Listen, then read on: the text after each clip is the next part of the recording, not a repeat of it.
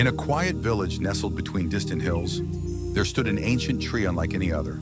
Towering and timeless, its branches spread like open arms, and its bark held the stories of centuries. The villagers called it the Whispering Tree. No one knew when it had first sprouted, but everyone, young and old, knew of its quiet magic.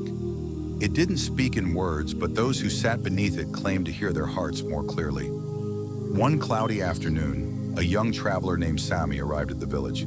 He had walked far, from bustling cities and silent deserts, carrying questions heavier than his backpack.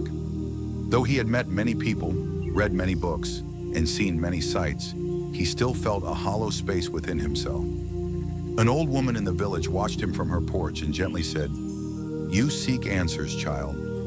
Sit by the whispering tree. It may not speak your language, but it knows your silence." Intrigued, Sami followed her advice. He sat beneath the tree, laying his back against its trunk.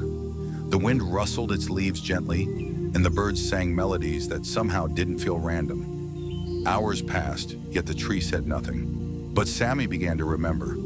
He remembered how he had once dreamed freely as a child, to be kind, to explore the world, to live with meaning. But over time, life's noise drowned those dreams. Expectations, fears, comparisons. They all layered over his heart like dust on a mirror. As he sat in stillness, a leaf slowly fluttered down and landed on his lap. He held it gently and noticed its veins. How intricate, how delicate, yet how purposeful. At that moment, he felt the tree whisper, not through sound, but through sensation. "You are not lost. You're simply on pause." Another breeze danced through, and he felt something else. Growth is not always loud. Some of the deepest healing happens in stillness. Tears welled in Sami's eyes, not because he was sad, but because the silence held more love than all the noise he'd been running from. He returned every day for a week. Sometimes he meditated, sometimes he wept, sometimes he simply breathed. Each time the tree seemed to answer, not with solutions, but with clarity.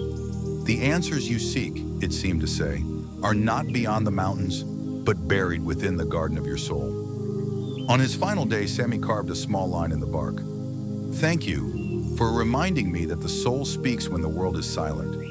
He left the village with the same backpack, the same clothes, but a lighter heart.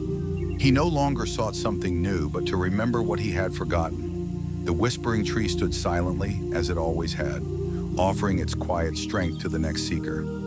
And perhaps, if you ever find yourself overwhelmed by the world, you too might find your own whispering tree. Not in a forest far away, but in a moment of stillness within yourself.